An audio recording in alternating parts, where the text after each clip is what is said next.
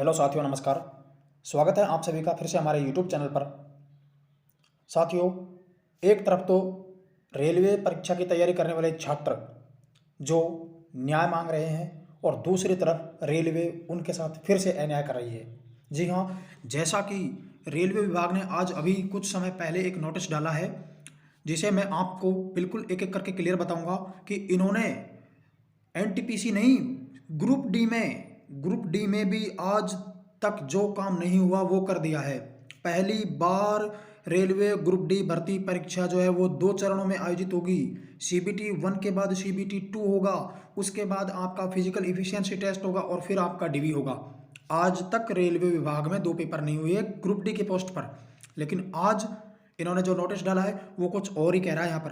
तो चलिए साथियों, पहले इस पूरी जानकारी को देख लेते हैं। साथियों, आप चैनल पर पहली बार आए हैं तो जल्दी से जल्दी चैनल को सब्सक्राइब कर लीजिए और वीडियो को लाइक शेयर कीजिए अपने सभी दोस्तों के साथ। देखिए, आज के नोटिस में इन्होंने यहाँ पर जो डाला है वो सारी सूचनाएं हम यहाँ पर एक बार अच्छे से देख लेते हैं। सबसे पहले तो आप ये जो नोटिस है इस नोटिस को अच्छे से देख लीजिए कि ये रेलवे विभाग का ऑफिशियल नोटिस है। Government of India, ministry of railway, railway recruitment boards और कोरिजेंडम एंड अमेंडमेंट नंबर 3 शुद्धि पत्र, इनका ये तीसरे नंबर का है। और यहाँ पर इन्होंने क्या दिया है ये देखिए, centralised employment notice CEN number RRC 01/2019 level 1 post. Level 1 मतलब आपका ग्रुप डी का जो पोस्ट होता है 1800 ग्रेड पे का, वो होता है level 1 post. Recruitment for various post in railway 1 of 7th पे CPC मैट्रिक्स 7वें वेतन आयोग के तहत। डेट ऑफ इशू डेट 24 जनवरी 2022 और 24 जनवरी 2022 को इन्होंने ये लेटर डाला है। यहाँ पर सिर्फ मैं आपको वही बात समझाने जाऊँगा जो इन्होंने मुख्य डाली है, तो पूरी सूचना को पढ़ने में हम टाइम वेस्ट नहीं करेंगे। यहाँ सबसे पहले हम देख लेते हैं इन्होंने क्या दिया है। ये देखिए, corrigendum and amendment number 1 and number 2 and notice on exam schedule for CBT published on 15 March 2019, 27 March 2019, 8 December 2021 respectively. इसका कहने का मतलब ये है कि अब तक ये जो इन डेट में जो चेंजेस हुए हैं उनके बाद अब यहाँ पर अमेंडमेंट नंबर 3 आज जो तीसरा शुद्धि पत्र डाला है उसको, तो उसके बारे में देखते हैं। शुद्धि पत्र में इन्होंने क्या दिया है, exam schedule for CBT 1 and introduction of CBT 2। यही है मुद्दे की बात। एग्जाम फॉर CBT 1 ये तो ठीक है, शेड्यूल तो इन्होंने पहले ही डाल दिया, लेकिन आगे देखिए इंट्रोडक्शन ऑफ CBT 2। CBT जो 2 होगा कंप्यूटर बेस्ड टेस्ट, उसका परिचय। इसका मतलब आपके रेलवे ग्रुप डी में 2 पेपर होंगे, जो कि सरासर गलत है। पढ़ लेते हैं यहाँ पर क्या है।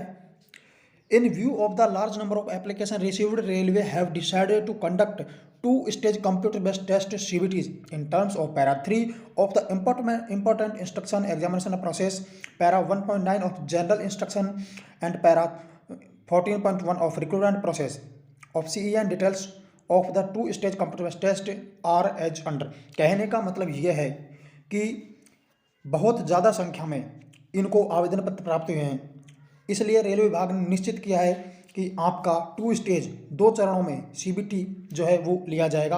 और पैरा 3, पैरा 1.9 और पैरा 14.1 के तहत रेलवे विभाग इनमें क्या कर सकता है भाई, वैकेंसीज में घटत बढ़त कर सकता है और अन्य चेंजेस कर सकता है। ये इन्होंने यहाँ पर कहा है। अब चलिए यहाँ पर देखते हैं first stage CBT starting from 23 फरवरी 2022। जैसा कि इन्होंने पहले ही बता दिया था कि 23 फरवरी से आपके जो एग्जाम है वो करवा लिया जाएगा, तो अब इन्होंने इसको CBT 1 नाम दे दिया। अब तक ओनली CBT था, अब इसको CBT 1 नाम दे दिया। 23 फरवरी से आपका पहला पेपर जो है वो शुरू होगा और उसके बाद उसमें CBT 2 करवाया जाएगा। अब CBT 2 के लिए कितने गुना छात्र पास करेंगे इसकी भी मैं आपसे यहाँ बात करने वाला हूँ। पहले यहाँ पर CBT 2 के बारे में देख लेते हैं थोड़ा सा। Second stage CBT 2 syllabus 10th standard same है CBT 1, 10वीं लेवल का होगा जो आपके CBT 1 में होगा, बिल्कुल as it is same to same होगा। डिस्ट्रीब्यूशन ऑफ क्वेश्चंस, वितरण किस प्रकार से होगा क्वेश्चनों का, प्रश्नों का देखिए।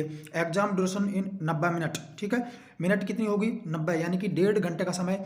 जनरल साइंस के 30 प्रश्न, मैथमेटिक्स के 30 प्रश्न, जनरल इंटेलिजेंस एंड रीजनिंग के 35 प्रश्न, general awareness and current affairs इसके 25 प्रश्न और टोटल करके यहाँ बनते हैं 120 प्रश्न। इसके बाद आगे यहाँ पर देख लीजिए 90 मिनट 120 प्रश्न, यानी कि आपका जो NTPC का जो टाइम था सिर्फ वही टाइम इन्होंने यहाँ पर रखा है, ठीक है। अब देखिए short listing of candidates for CBT 2 15 times of the notified vacancies. यानी कि आपका जो CBT 2 होगा दूसरे पेपर में, जो आपकी ग्रुप डी की पोस्ट हैं, जितने वैकेंसीज पर फॉर्म भरे गए हैं, उनका 15 गुना अभ्यर्थियों को यहाँ पर पास किया जाएगा। 15 गुना अभ्यर्थी यहाँ पर बुलाए जाएंगे। तो लगभग 1 लाख से अधिक आपकी यहाँ वैकेंसी थी, तो 15 लाख से अधिक छात्रों को ये CBT 2 में शामिल होने देंगे। इसके साथ देखिए, उसके बाद आपका PET होगा और आपका DV होगा। और DV में भी क्या क्या सिस्टम कर दिया है वो देख लीजिए, वहाँ पर भी बहुत बड़ा चेंजेस किया है। उससे पहले यहाँ पर ये जो रेलवे विभाग ने क्या है कि अपना calculation of normalised mark for multi section papers, आपके एक से अधिक चरण में जो पेपर होते हैं उसके लिए जो नॉर्मलाइजेशन होता है, स्केलिंग जो होती है, उसका फॉर्मूला ये दे रखा है। आप यहाँ फॉर्मूले को देख लीजिए, बाकी ये समझने की कोई आवश्यकता नहीं है फॉर्मूले की आपको। अब यहाँ पर देख लीजिए, मुख्य बात जो है वो यहाँ पर है। यहाँ पर क्या दे रखा है, document verification and empanelling of candidates. यहाँ इसको अच्छे से देखिए, पैरा 14.3 में DV के बारे में इन्होंने यहाँ पर दे रखा है। पेज नंबर 20 जो विज्ञप्ति है उसमें आप देख भी सकते हैं। बाकी जो भी है वो मैं आपको यहीं बता देता हूँ क्या है कि issued vide corrigendum amended number 2 date 27 March 2019, यानी कि जो आपका कोरिजेंडम 2 जो शुद्धि पत्र आया था उसमें ये था कि based on the performance of candidates in CBT subject to their qualifying in PET candidates 1.05 times. बस यहीं तक की काम की बात है। मतलब कहने का यह है कि जितने अभ्यर्थी पास होते थे डॉक्यूमेंट वेरिफिकेशन में, उनका 1.05 गुना अभ्यर्थियों को बुलाया जाता था। मान लीजिए आपकी 100 सीट है तो 105 अभ्यर्थियों को यहाँ पर ये जो थे DV के लिए बुलाते थे। लेकिन अब क्या चेंजेस कर दिया है उसे भी ध्यान से देख लीजिए। Based on the performance of candidates in CBT 2 subject to their qualifying in PET the number of candidate to be called for document verification DV shall hence for the equal to the number of notification vacancies. बस यहाँ है आपकी काम की बात, equal, यानी कि कहने मतलब अब आपकी 100 पोस्ट है तो केवल 100 छात्रों को ही DV के लिए बुलाया जाएगा।